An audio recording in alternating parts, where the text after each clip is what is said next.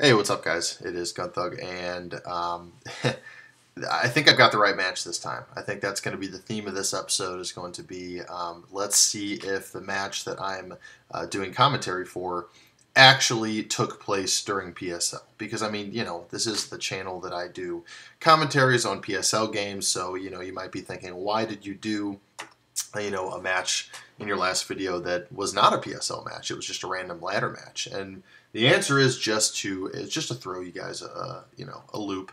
I don't want to get too predictable. I think I don't want the image to be that I'm good at my job at what I do here. So I had to throw that in there and remind everyone that I am an idiot. So here's Oltan versus Cheels. This is an interesting match, and here's why. Cheels was subbed in for Sir Vector at the last minute yesterday on Saturday. Vector is a relatively newer Showdown player, was struggling his last couple matches. I guess Toast, he probably was unavailable on the weekend as well. Toast decided, hey, why not? I'll throw in Cheels. Cheels has been riding the bench all season, but as I've said before, Gen 4 is an easy generation to pick up. It's very intuitive. A lot of the stuff is congruent with the things that we've been developing as skill-wise playing MMO over the years. So Cheels is an experienced MMO player, probably handed a team here. I'm sure that she did not build this team. I'm sure it was given to her. And it just takes a little logic and common sense. Play the type matchups, play the same way you would in MMO, and you never know what can happen. And this is Oltan, a strong player, someone who beat me last week, so certainly not someone to be taken lightly. But I think this just goes to show that even a good player can get beat by anyone. I mean, that's what I like so much about DPP is it has a high rate of parity.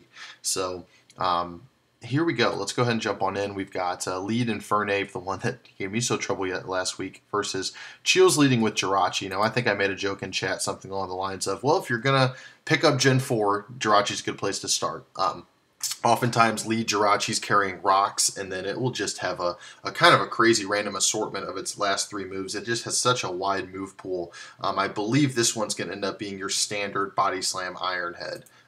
Flinch machine. So, but she's actually going to bounce out right away. I don't blame her. If you're not rocking an Akaberry, you got to be careful of a lead Infernape that might be carrying Stealth Rock, but also the autonomy as not choiced.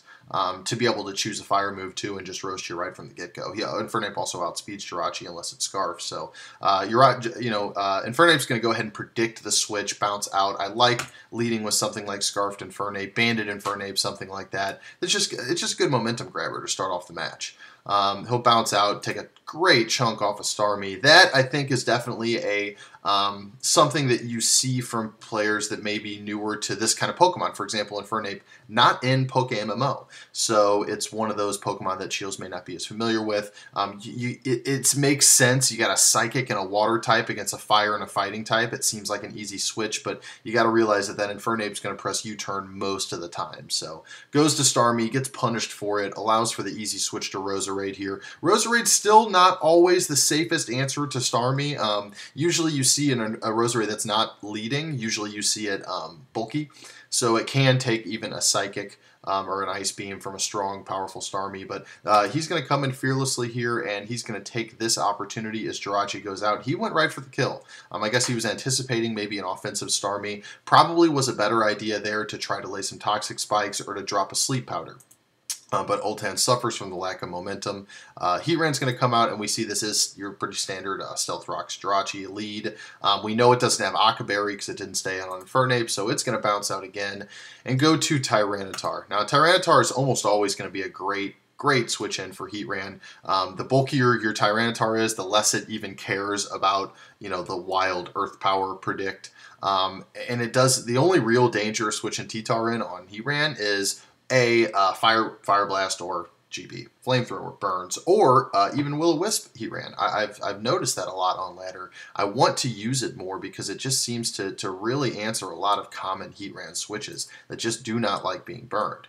But so T-Tar grabs the Fire Blast, takes it with ease. Oltan's going to go to Gliscor. Now this is an interesting dilemma for Oltan to try to figure out. Only, in my experience, pretty much only 2 Tyranitar sets run Superpower. You will see it a lot on Choice Bands T-Tar, and you will see it occasionally on Scarf T-Tar.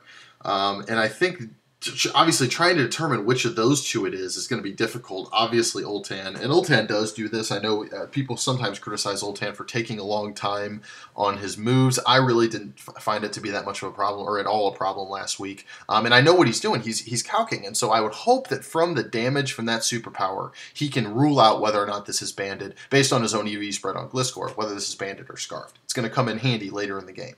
But he's going to bounce out, go to Breloom, and then we're going to see a U-turn from Oltan here. Now, I didn't quite see, did sudden test. I believe that was, yeah, so we do know that it has leftovers. But you often see U-turn on even scarfed Gliscor, something I've seen more often than not recently.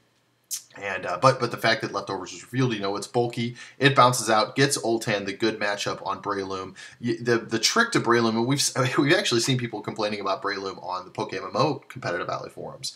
And I mean, I think people are looking at Breloom the wrong way. It's not about what can switch in and take a sleep and then go on. I mean, Breloom really keeping it in check is all about momentum. It is all about keeping the pressure on your opponent, keeping your opponent on their back foot, and not able to sit there and dictate the flow of play with Breloom. That's why, I mean, Breloom is such a crucial element against stall. I mean, it's such a great stall breaker because it's just so difficult for slower teams to try to switch around this beast. So he's, Oltan gets out ahead of it, gets Infernape out there, and he's got the momentum now. You got to be careful also if you're Cheels switching Breloom in on Gliscor. They are known to run Acrobatics or I guess Acrobatics might be a Gen 5 move. Aerial Ace or some flying type move that can one-hit KO easily, or even Ice Fang that can two-hit KO, and they're pretty bulky and don't really care about Breloom's stabs that much. So Breloom's got to bounce out again. We see Starmie come out. We see Blaze Kick on Infernape. Now, I don't quite understand that call. And I'll tell you why. My guess is it's probably scarfed Infernape, and he doesn't want to take Flare Blitz recoil. That's fine. You don't have to take Flare Blitz recoil. Run Overheat. I mean, you're never going to be staying in long enough to where you're going to need to drop 2 scarfed fire moves on someone. And even if you are, Overheat, even with a minus special attack nature, is going to do more to most of your targets than a Blaze Kick, which has the chance of missing. I know Overheat can miss too, but I think that Overheat's the right call on any scarfed Infernape set. If you're not going to run Flare Blitz or Fire Blast, I think Overheat's a good decision. I also don't see any problem with running minus defense or minus special defense. Infernape, Naive, or Hasty, I don't think it really needs to take any hits. Usually it's a momentum machine or a one-hit KO machine. So, I don't agree with the Blaze Kick there at all or having that on the move set, but we'll see how it works out. And he is locked into it, so he does go for a second one. And I mean, I think that, and I want to say Overheat even kills there. What was that Starmie? Well, I don't know. I don't know if I want to really get into the nuts and bolts of calcing things up because calcs are often viewed as boring. So let's just suffice it to say I think Overheat probably kills there. But we've got Starmie coming out here on Oltan's side, coming in on the Flash Fire Heat Ran, and we'll see just how much that Flash Fire boosts even what I would assume is probably a scarfed Heat Ran. You look at Cheels' team, you're thinking, where's the speed control? There's the Scarfer right there. That's an easy way to tell when you've got a choice scarf on a Heat Ran. So that comes in, real heavy hitter on Starmie, which is supposed to resist it. She'll drop 2 in a row. Again, I think GB and I are in an argument over here about Fire Blast versus Flamethrower. All I'm seeing is Fire Blast, really helping out in this match. The extra power is enormous and enormously consequential. Cheels will bounce out, go to T-Tar again. We'll see another Fire Blast come in. T-Tar taking it like a boss. I mean, just does not give a shit. We see that even the Earth Power only does 40% damage. That's pretty incredible. Now we see Cheels go for a crunch there. I think that was probably the right decision. I think Cheels is thinking Gliscor is going to come in. 72%, I totally could see that. So that's not a bad call. Based on that damage, I would say probably scarfed Tyranitar. She's going to bounce out again, go to Dragonite, predicts the Earth Power, and gets Dragonite in here with no damage and no rocks up. Very, very good situation here. For Cheels, Oltan definitely on his back foot.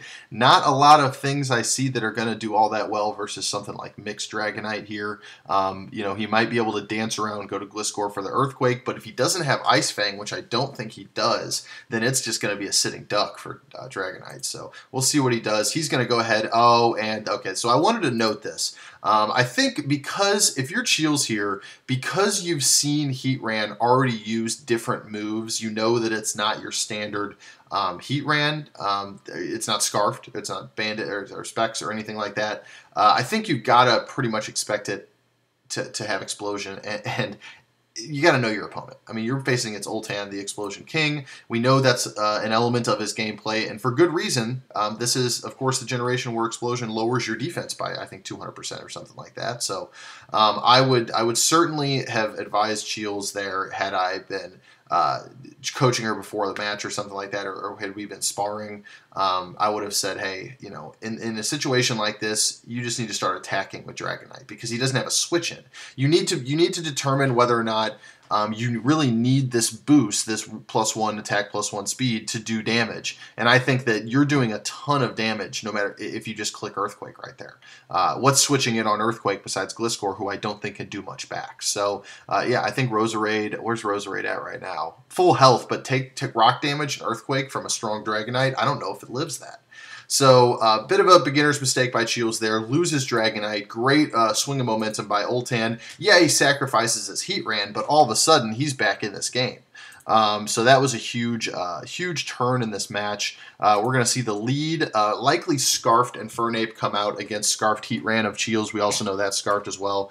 So we'll see. Cheels is smart to bounce out. Going to go ahead and sacrifice Starmie at this point. Would have been interesting to see Cheels stay in there and predict the U-turn, but that's always a risky decision at that point. So we see Breloom come out and certainly confirm at this point that Gliscor does not have Ice Fang or a flying move, obviously. He's going to get Rocks up. Oltan's going to choose to get Rocks up and allow his Gliscor to go to sleep. He will then try to switch in Roserade and take this Focus Punch here. I'm not quite sure I agree with that move.